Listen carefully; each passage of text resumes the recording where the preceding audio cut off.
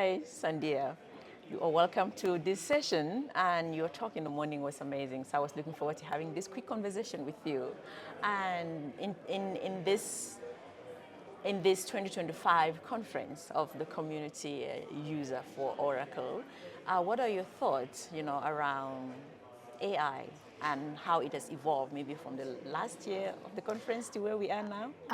Absolutely. Thank you for having me, Nikki. It's such a great conference. We proudly sponsor the SAOUG because we believe that the SAOUG has the independence and objectivity to advise customers and other members of the user group and to what is best for their organizations. AI has been the theme of the event, and that's piggybacking from Oracle AI held in Las Vegas, where we're finding that artificial intelligence is being embedded into every facet of the Oracle technology stack. And it's not just being embedded, but we're hearing customer cases where it is helping our customers drive business growth, helping our customers create more efficiencies, streamlining their processes, and ultimately adding significant savings to their bottom line. Amazing. Wow. And when you look at the disruption around artificial intelligence, where do you think South Africa fit, as a country? I think we have some work to do, but for every single one of us, whether we an OEM at a vendor or we in financial services or whatever industry we find ourselves in, we have a responsibility to work towards the president's digitization agenda. Amazing. We are not going to be able to meet those demands, those milestones, if we challenge artificial intelligence. It's here. It's here. It's here. We want the country to flourish. We want to attract foreign investment. And that's only going to happen if we can demonstrate that we are on the same level, if not better, than other countries around the world. Amazing. So AI it's a front row to the future. There's sufficient evidence that it is building profitable businesses, and we need to embrace it. Awesome. For governments that are, for example, if a government is having thoughts or concerns or fears around espionage or exposing their data, how do you as an organization handle those fears? So Oracle, one of the key messages that came through from both our CEOs at Oracle AI World is trust. We work with our customers, whether it be private or public sector, and I would imagine for public sector there's a heightened level of Right. security that's needed, as with any financial services or any regulated institution. And we ask our customers to place their trust in us as we place our trust in them. And we work towards being a strategic partner in terms of building that relationship. We have just as much to lose reputationally Right. as the customer does. Right. And our brand, will always be at risk if we're not able to put our money where our mouth is and make sure that we deliver a credible service with the highest levels of safety and security. Amazing. So is Oracle actively targeting governments to get them on board with this revolution, or is it something you sit back and wish, if they come, fine. If they don't come to us, fine.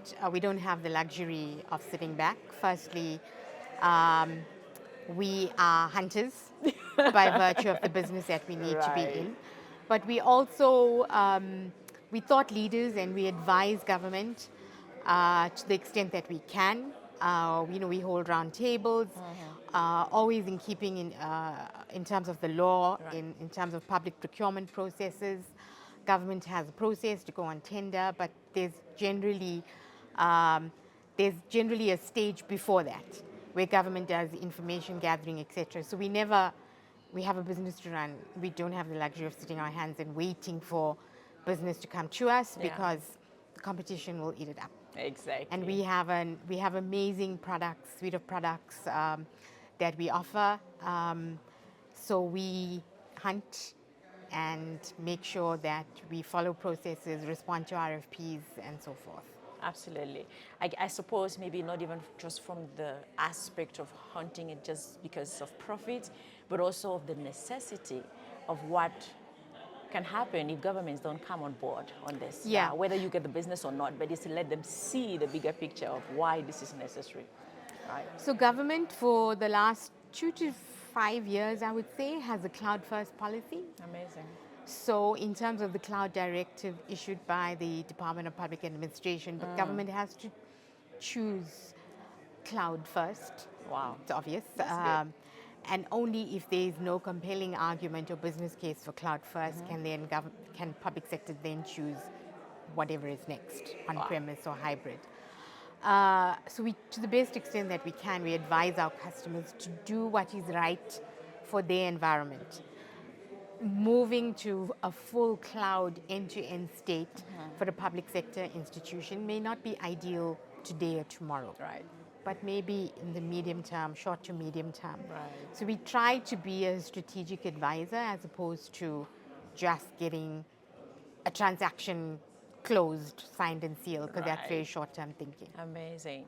So in terms of, you spoke, you just briefly mentioned something around governments having the cloud first approach, right? Is that something just within South Africa, or is that a theme you see across the continent? It's on the agenda of most forward-thinking Governments. governments around the continent. So they are few around the They continent. have, like Kenya. Oh, great. I'm speaking outside of my remit, but I don't cover Kenya. Yeah. But generally, Kenya is also Rwanda, Kenya, Nigeria, very forward-thinking, visionary countries. Yeah. So I think it is a matter of time before most governments will be looking for a complete digitization service to enhance the citizen and the taxpayers' lives. Amazing. Speaking of Rwanda, I was in Rwanda last year, and one of the government officials that spoke at the conference spoke about their vision to fully digitize the government by the end of last year. I don't know how far they are now, but that was the vision. So when you mentioned Rwanda, you are very much on point around that. They are very forward-thinking, very innovative. In fact, on the continent, I think that they are really leading in this space as far as adoption is concerned. So let's keep governments aside for a bit. In regards to businesses, how do you see other businesses and their relationship with artificial intelligence in South Africa and beyond? So we're very optimistic because our large enterprises, highly regulated, Right. financial services, telco, they're embracing it. Good. They won't have a full cloud end-to-end business case. However, there'll be a hybrid. So some on-premise licenses coupled with the cloud with the view to moving fully into cloud over a period of time. And we're seeing that happening now with our customers. Amazing. Both on our OCI, Oracle Cloud Infrastructure offering, and on our Fusion SaaS services. That's awesome. Are there businesses that would rather not have anything to do with any cloud, but rather have their own personal? Have you encountered businesses like that, where they prefer to have their own personal? Oracle has an offering for that. Ah. If businesses choose not to move into a public cloud, Oracle has a private cloud offering. I see. Obviously, it would come at an enhanced cost Of because course. a data center is being created for a customer, Right. but based on what a customer's requirements are, they may have sovereignty issues, and they may be in highly regulated industries where they feel they can't compromise Right. by having a public cloud. Oracle has various offerings from private cloud, dedicated region cloud at customer, Alloy, where we work with a partner to offer a cloud service. So there are various offerings. Oracle has listened to our customers, and over the recent past, we've come up with various offerings to suit a customer's requirements. Wow. What I'm hearing is that this is customizable. It's not just a one size fits all for everyone. Absolutely. You meet the customers with what they want, where they are, and you deliver. Exactly. That's awesome. This Thank has you. been such an insightful conversation. Is there one last thing that you want to leave our audience with in regards to the work you do? Yeah, AI is changing the way we think. Um, AI is changing the way businesses operate. There is a lot of there's a lot of people. There's a lot of antagonistic approach in terms of AI is going to be eliminating Right, jobs, right, but there's still going to be a need for skill in a human form, right, and we need to embrace it. We need to upskill. And there was this level of uncertainty when the internet right, came on board in right. whichever late 90s, and we embraced the internet. And today we can't actually do without it. We work in collaboration with the internet. Exactly. We're going to have to do the same with artificial intelligence. Wow. So the message is get comfortable with AI. It's here and it's not going anywhere. It's going to make our lives easier. Absolutely. And for those that are so worried about losing their jobs, you're just saying that it's not really here to replace us, but for Embrace us to it. collaborate. And skill. Absolutely. Learning is everything. Absolutely. One of the speakers this morning actually said that organizations need to now reskill at, I think, 18 months, something along those lines. So the recent research from McKinsey, I think so. So which means that it's a constant change. It's not a place where you reach and you're like, oh, I reskilled last year, so I think I'm good. No, then you're going to be completely obsolete in the market. Absolutely, absolutely. Thank you so much, Thank you. Sandhya. I really enjoyed the conversation. Thank you for sharing your insight with us. Thank you, Nikki. Wow. Thank you.